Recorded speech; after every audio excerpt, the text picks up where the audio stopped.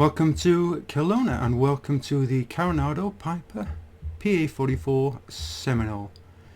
This is of course a pay-away aircraft and pay-away scenery. Currently on sale if you want to grab a bargain. We're going to do at least the departure of a flight from Kelowna to Vancouver. I'm not going to complete the flight because it's quite a long flight. And I don't really want to go.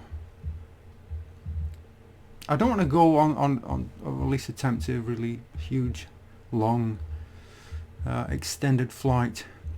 I want to talk about a few things. The aircraft. I'm going to go through a checklist, and also I'm going to talk about the channel, what happened this year, what the plans are for next year. So I'll cover a lot of ground in this aircraft. Quickly, a semi-review of the aircraft. It's Carenado. What are Carenado famous for? Good-looking aircraft that don't have a lot of system depth. I think the great example for me would be the King Air B200 and the 1900 in X-Plane 11. Those had shockingly shallow systems implementation. A real shame because the aircraft looked really good, but the electrical systems, for example, were really poorly implemented, not really properly implemented, and it just makes the aircraft feel really ragged and half-hearted. And I know that's pretty much the Carenado business model, production line, just churning out aircraft one after the other. They don't have a great reputation for updates, so if there are issues and you're expecting them to be fixed, maybe they will be fixed, maybe they won't, maybe they'll have just moved on to the next aircraft. It is what it is. Why did I pick up the aircraft knowing all that? I bought it because it's a twin piston with steam gauges rather than the G1000s of the stock aircraft, which I could never really get into. I couldn't really get into the stock twins. They just didn't really appeal. Does it work okay in terms of systems? Generally, yeah. I mean, amps don't really seem to work very well. EGT doesn't seem to. EGT is kind of hit and miss. At some points I've seen it work reasonably well, and at other times it just doesn't seem to work that well at all. It's an issue with the transponder, with the flight level, which is just silly, to be honest. It's such an obvious issue. I'm surprised it wasn't fixed. You'll see what I mean in flight. So if you want a twin piston with steam gauges, it's really the only game in town at this level. There might be freeware aircraft available. I've not seen any of this type, but for now it's certainly worth it if this kind of aircraft interests you. Take my first look at the airport scenery, Kelowna. I tend to wind up here quite often, and I'm looking at doing flights in this area, Vancouver down to Portland, some airports in Washington State. Of course, this is, what is it, Sim Update 2, so we have snow. Is this snow on the ground? Yeah. The weather just suddenly seems to have changed. I started this flight a little while ago and it was the conditions were much worse than this. Now it's really brightened up. I kind of miss those conditions actually. I will be doing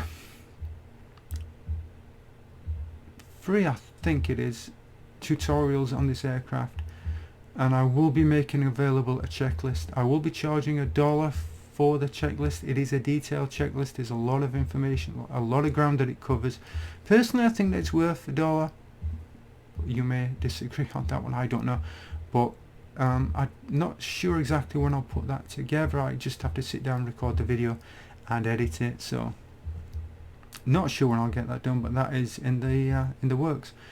So let's get on with the flight, or at least the departure. So we start with the parking brake. Make sure it's set. Just before we do that, you do get this iPad thing. It's kind of a bit useless. Let's make sure we're set up for cold and dark.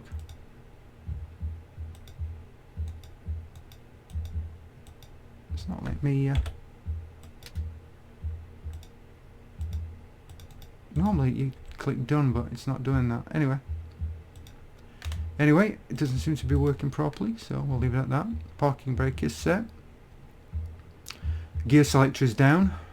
Throttle idle. Props full forward. Mixture idle cut off. Carburetor heat is off. And we'll set cowl flaps, if I can find it, down to open. Rudder stabilizer trim are set. If I can, yep. Well, in fact, I'll set the. I might as well set it now. Let's set takeoff trim. There is no indicator, no clear indicator for takeoff.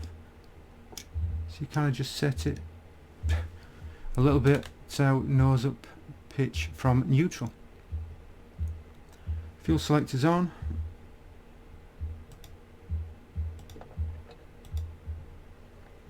Those arrows are a little bit hard to get.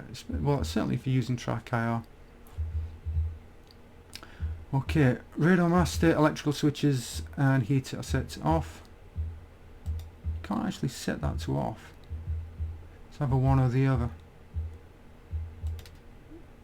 Let's zoom in and make sure. No, that should be, yeah. So it's off. When you do set to cold and dark, it does change those switch positions, so they're proper off positions. Battery master on. Alternators on. Check annunciator lights. Annunciator lights are working.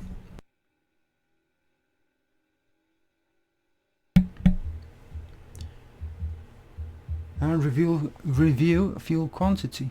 Plenty of fuel.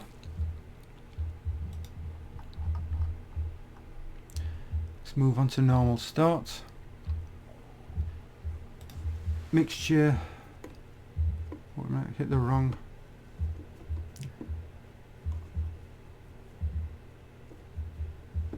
There you go. Get the right levers in there. And open throttle. You can actually start it without moving the throttles forward. Let's move them both forward to about 5, which is about, yeah, 5 is about 1000 RPM. You can start that with the throttles on idle, but then again, it is a Carenado aircraft, so you kind of expect that. Landing gear lights are free green. Fuel pumps on. If I can get the switch, yeah. Prime the engines. Oh, prime the engine as required, because we're starting the right one first. I've not seen a need to prime, but again, it's Carenado, so you just wouldn't expect that. Magnetos on left and right, or 1 and 2. Set lights as desired. Get a thin strobe. And engage the starter.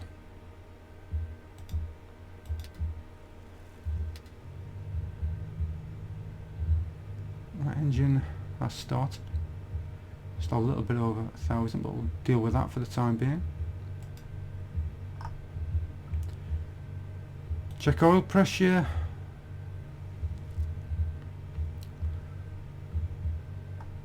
Zoom in. Oil pressure's in the green. And let's do the same for the left engine.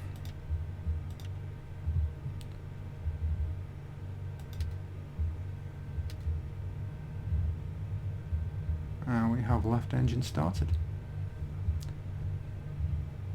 Check our meters. As you can see, our meters are down at 0.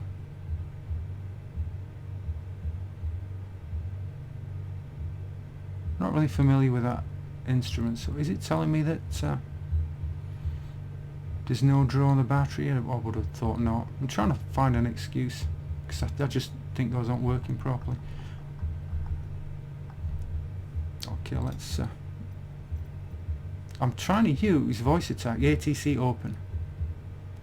For some reason my voice attack has gone absolutely haywire. Oh wait a minute, what am I doing? It's no good trying to do that. Checking unsuited panel lights. I hit the wrong thing. Let's get the radio. Kelowna Airport Information Hotel 2000 Zulu. Wind 00 tree at tree. Visibility 9er. Sky condition. Few clouds at Okay, we're going up to 14,000. 4,200 feet. Few clouds at 11,900 Yeah, feet. we'll be above that. Temperature -6. Okay, that's pretty cool. Altimeter tree 0.32. ILS Zulu runway 16 in use. Landing and departing runway 16. 3032. VFR aircraft say direction of flight. All aircraft read back hold short instructions. Advise controller on initial contact you have hotel. Let's just set that automatically with B. Kelowna Airport Information Hotel 2000 Zulu. Wind 00 tree at tree. Visibility Well, 3 knot wind, so we're okay. Sky condition. Few clouds at 700 feet. Few clouds at Just confirm it's 4,200 runway feet. Few clouds 16. at 11,900 feet. Temperature -6. It was 3-4, now it's 1-6. Altimeter tree 0.32. ILS Zulu runway 16 in use. Yeah. Landing and departing runway 16. VFR aircraft say direction of flight. Kelowna ground Charlie. November So yeah, I don't know what happened there. It was live weather, and now it's kind of flipped around. Charlie, November Oscar Victor Alpha is cleared to Vancouver Airport as filed. Takeoff runway 16 climb and maintain 13,000 feet. Departure frequency is 133.5, squawk 1157. Kelowna ground, please repeat transmission for Oscar Victor Alpha. Charlie, November Oscar Victor Alpha is cleared to That's- Vancouver Airport as filed. Takeoff Yeah, runway I'll say 16 something climb about and that in a maintain second. 13,000 feet. Departure frequency is 133.5, squawk 1157. Charlie, November Oscar Victor Alpha cleared to Vancouver Airport as filed. Takeoff runway 16 climb and maintain 13,000 feet. Departure on 133.5, squawk 1157. Oscar Victor Alpha, read back correct. That's the second time that I've had 121.7. stuff that I've had Ground Charlie, November Oscar kind of Victor AI Alpha with hotel ready to taxi IFR. co-pilot, which I've got turned off, so I don't know what's going on with that. November Oscar Victor Alpha taxi to in hold short of runway 16 via taxiway Echo Delta Alpha. Contact tower on 119.6 wind ready. Kelowna ground Jazz 839er7 ready to copy IFR clearance to Vancouver. Let's see if I can. Jazz 839er7 is cleared to Vancouver Airport as filed. Takeoff runway 16 climb and maintain We've had that one 10,000 before. feet. Departure frequency is 133.5, squawk 2763. Yeah, 1-6.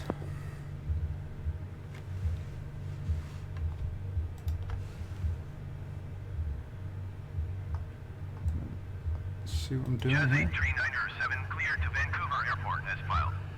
Takeoff runway 16 climb and maintain 10,000 feet. Departure on 133.5, squawk 2763.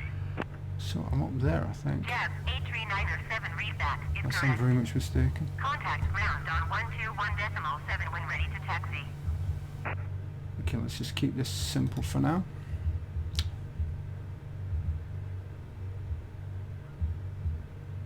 Okay, let's just taxi. Kelowna ground Jazz 839er7 requesting pushback. Jazz 839er7 pushback request accepted. Well, let's explore the airport.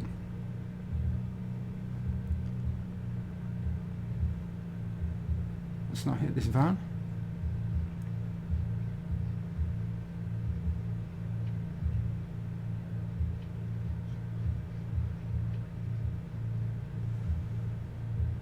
So pick up the taxiway Kelowna ground markings. Jazz 8397 requesting the end of pushback.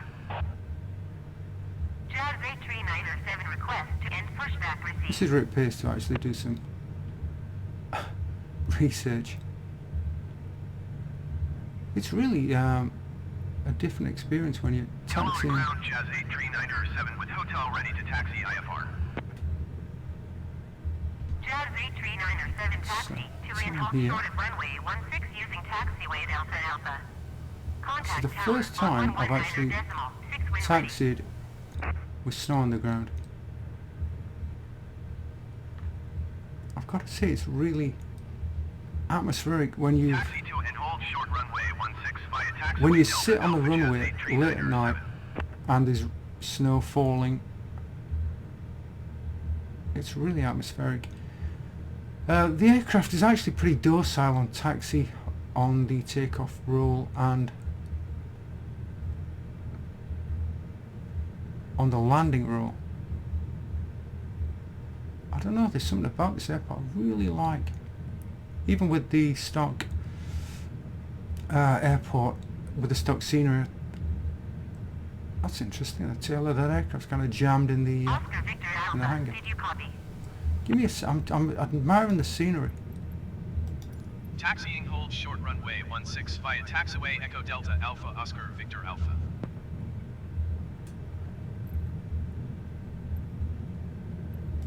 What I don't like about it is that the aircraft just keeps picking up momentum. It doesn't seem to there doesn't seem to be any sort of friction. It just kind of rockets along. See, I've cut power to idle and we're just kind of screaming along, and it doesn't matter what the conditions are. It just rockets along. You see how quickly it's just moving. It doesn't slow down. It doesn't lose momentum. And this isn't, you know, specific to this aircraft. I'm not quite sure how far we can go. See, we're picking up speed all the time, regardless. If I were to just leave it alone and not brake, it would just roll along forever. Let's take the next turn. See, it just absolutely runs away with itself. Slow it down.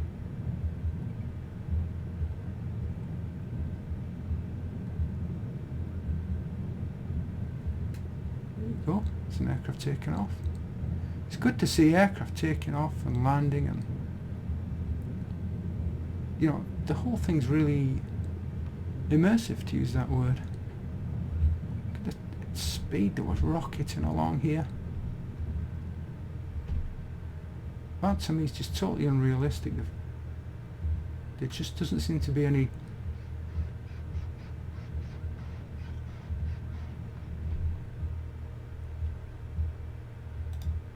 at the parking brake. Before takeoff, check flight controls, instruments, engine instruments and fuel quantity. I'm not going to go into too much detail, but I'm quite happy with what we've got. Set pitot heat as required. Let's get a pitot on. Auto pilot flight director disengage. I'm actually going to engage. I'll find it. Flight director. Let's get the strobes on. Landing light. Recog lights. Rudder trim and stabilizer trim are set. I've already done that. Transponder, we'll stick that on. If I can hit the button, altitude. Check annunciators, clear.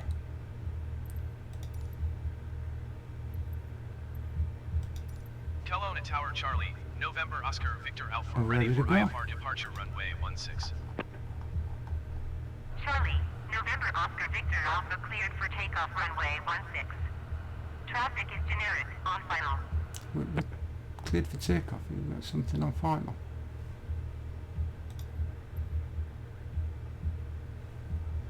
Okay. Takeoff 75 knots, climbing at 88. So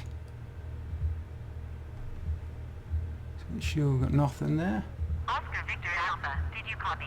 yeah, I'm kind of just Cleared for takeoff runway 16 Charlie. straightening myself November out. Oscar Unfortunately, Victor because voice attack. Oh, I mean, let's get rid of that parking brake first, then we can start moving. Because voice attack doesn't work, or isn't working for me right now, I'm going to have to manually deal with ATC, which is not. Let me just reconfigure track IO, get it at a decent height. 75 knots rotate, 88 knots.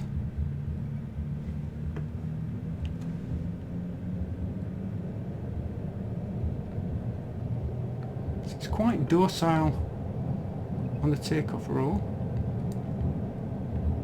Airspeed is alive and rotates. Positive rate of climb. Gear up. Gear is in transit.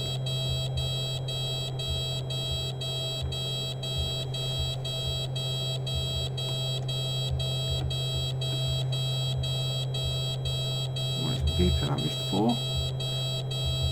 That's the one thing about this, it really, when you take off, Oscar it Victor Alpha contact Vancouver Center on 133.5. really rockets, and you're holding it at 88. You've got to hold a lot of nose up pitch to do that. Don't know what it's beeping at me for. 133.5 Oscar Victor Alpha. Vancouver Center Charlie, November Oscar Victor Alpha is climbing through 2,900 feet for 13,000 feet. Charlie, November Oscar Victor Alpha, Vancouver Center, continue as planned. Altimeter 30.32. Airsprint 82, contact Vancouver Center on 134.55. Let's just get this.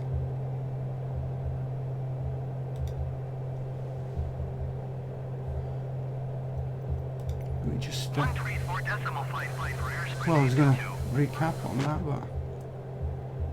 So yeah, when you take off, it's really hard to get that sufficient nose up. More than I've experienced before. I need some more practice at that, actually. So all that done, we'll see if we can just see how autopilot's going to work.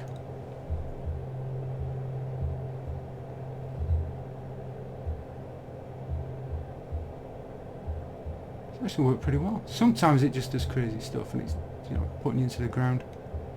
Isn't that just awesome? I mean, that just looks real. That is just absolutely awesome. Anyway, let's do a little bit more work here before we...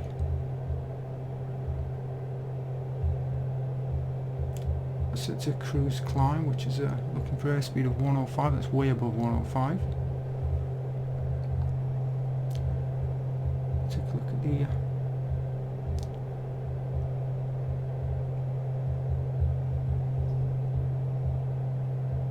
speeds just look completely wrong to me. It just gets really fast really quick,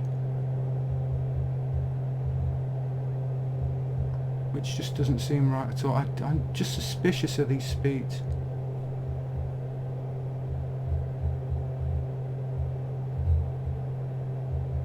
Okay, we're keeping the cowl flaps open and electrical pumps on, or the electric fuel pumps on until we reach cruise altitude, which is 13,000 feet, so we've got a long way to go yet.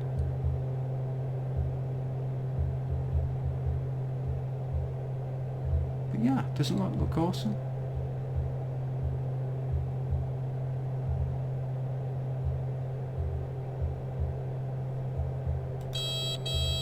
I don't know what gear is up. I'm not sure why it's complaining. It's telling me I'm doing something wrong, but honestly I can't see what it is I'm doing. Gear is up. Let's get these closed.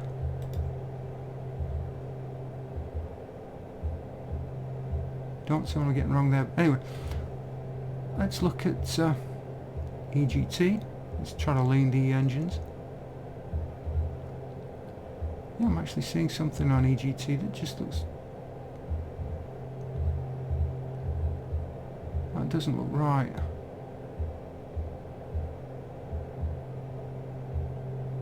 I tend to lean on airspeed because I don't trust that EGT.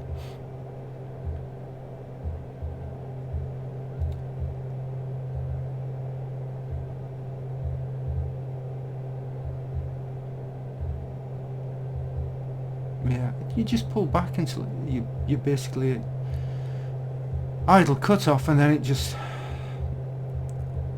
your airspeed really just drops off. So it's not, I don't know, it just doesn't work for me. You're just pulling back all the time, and I mean, look how much I'm going back.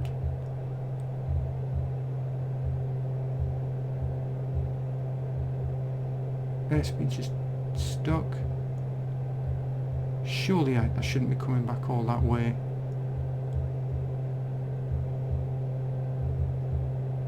It just doesn't feel right at all for me.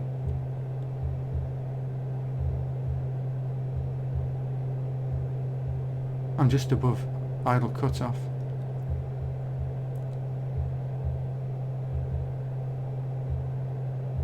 Looking at the airspeed indication. Actually, look at these. Always have issues with the aircraft, just losing power. So I'm going to put the carb heat on.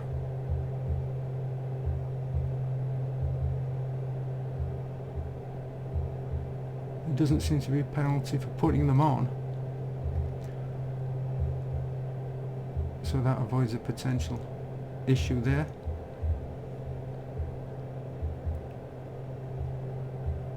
You're still climbing for 13,000. So yeah, the limitations of a Carenado aircraft. I've seen better clouds, but you know, you can't really fault them. Yeah, it's just terrific to have stuff like snow actually baked into the sim. You don't have to pay for an add-on. Volumetric clouds, 3D volumetric clouds. Yeah, the sim just keeps getting better and better.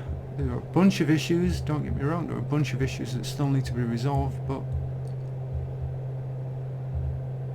we've got an awful lot of good stuff coming in the future, including some really interesting pay-aware aircraft. I think the CRG is next from Aerosoft. So there it is, we are in the cruise climb. The aircraft's complaining about something, which I'll probably come to realise at a later point, but as it is right now I'm not sure what it's complaining about. Let's get the landing light off. Now we've passed 10,000 feet. The airspeed's still dropping.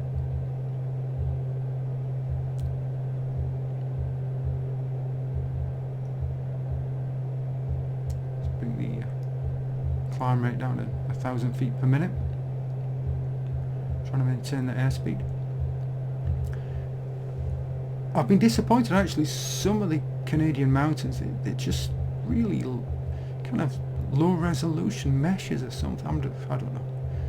They just look really poor, but these are so far here are looking pretty good. Again, it's just really nice to have snow. It's nice to take off. You don't realise how important that is until you actually do it. But again, just sitting at Kelowna in the evening, it's kind of dusk, there's snow falling, there's snow on the ground, it's just so atmospheric and so immersive. It's a really a terrific experience, and you know, just doing that alone is a lot of fun. Just watching aircraft just go about their business. It's really, I don't know, it's just immersive in the way that I think as flight simmers we really kind of look for that. We want flight sims that just kind of, where you can just sit at parking and just watch the ground crews operate, watch aircraft operate, watch aircraft flying around. It's just, that's interesting in itself. So yeah, quick review. the quick review of the aircraft is fine. Have we got where we need to be? Let's just hold.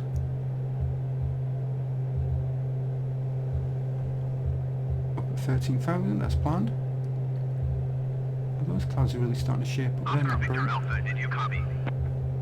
Is that me? Oh, it's supposed to Climb and climb. maintain 14,000 feet, Oscar Victor Now it Alpha. wants us to go to 14,000 just as we...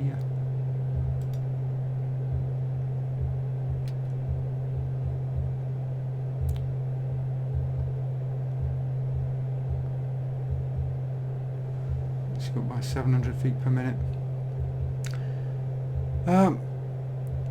You know, I think a year ago I did a video on the channel as it had been for the previous year and plans for 2020. Obviously those plans were interrupted by events. I wanted to become more focused with the channel.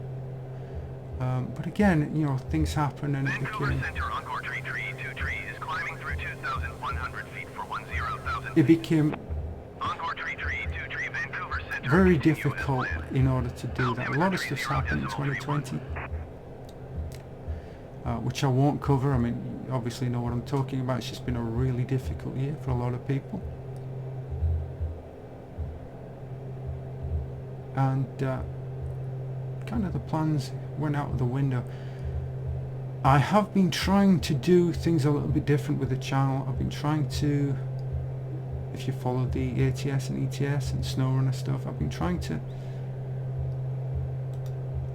compensate a little bit for the fact that I don't have a massive amount of time. Tutorial videos, I know I've said this before, but it bears repeating. Tutorial videos, I don't like the fact we're just kind of wandering off. This G530 display just kind of, I get what it's doing, but it's just, I don't know, it just, you get the waypoints and the actual flight path is a million miles away from it. I don't know what's going on with that.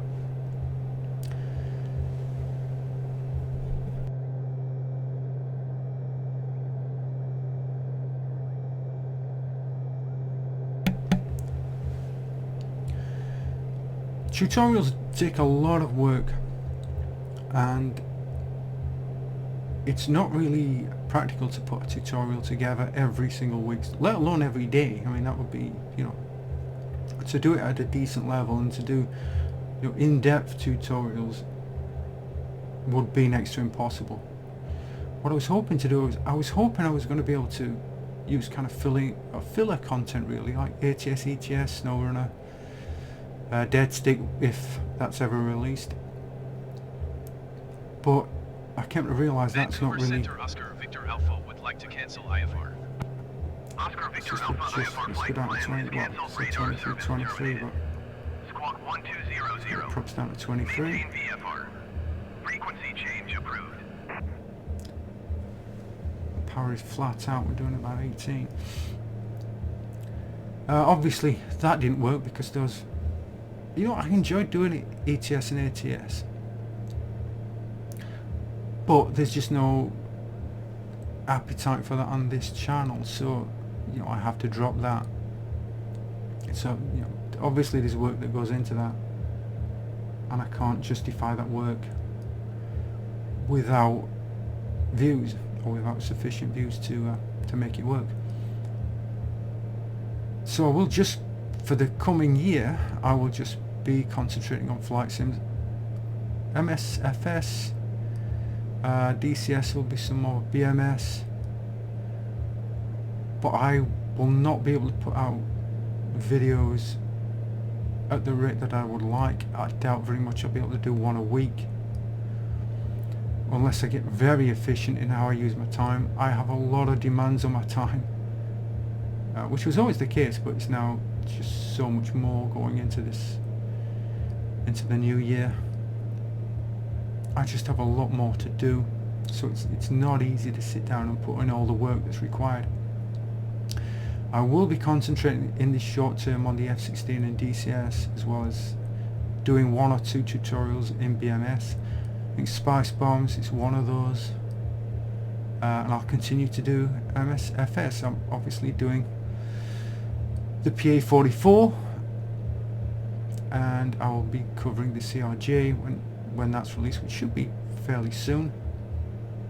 And that's the plan, really. So it's not going to be there's not going to be a huge amount of volume in terms of content, but that's just how it's going to be. The only content that I can produce that is really going to work are tutorial videos. Full flight videos, yes, but I think that has to be with specific aircraft. I'm not sure if there's really a market or demand for piston engine aircraft full flights. Maybe the CRJ, maybe some. I'd rather just do full flights with study level aircraft or close to study level aircraft. I'm not sure how that's going to work out with the CRJ. So that's the plan for the coming year. Whether that will work out the plan, I don't know, but that is the plan for the coming year. So you'll be seeing more of the F-16. I'll take a break at the moment with the Hornets. I have the AV-8B, but I just do not have the time to explore that right now, and I don't know when I will be able to explore that. But that's the plan. If you like the tutorials, if you like tutorials that are in depth, if you're interested in getting checklists for a small amount of money, but the contribution is really to motivate me to continue doing this. Every content creator needs motivation to do it, to do this. So a part of that is ego. I mean, if you've got a 100,000 subscriber channel, there's got to be an element of ego in there, but it also there has to be financial contribution to justify the amount of time that goes into it. Sometimes you'll see channels start up and they'll have the best of intentions, but they kind of run out of steam because they are not getting a return on the investment in time that's required to create a good YouTube channel.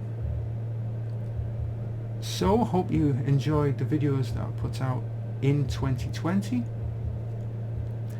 and I hope you're going to enjoy the videos that I put out in 2021. The next one, as I mentioned, will be the startup tutorial for the PA-44. Then I've got sort of plans to do some landing videos in the DCS F-16, and also around that will be the Spice Bomb tutorial for BMS. So I just want to thank you for subscribing if you are a subscriber. If you're not a subscriber, please consider subscribing. The more subscribers, the more encouragement I have to create more videos. And like, comment and subscribe. That really does help the channel. Obviously subscribing helps the channel a lot in itself, but liking videos and commenting on them also does help the channel, gets it more exposure.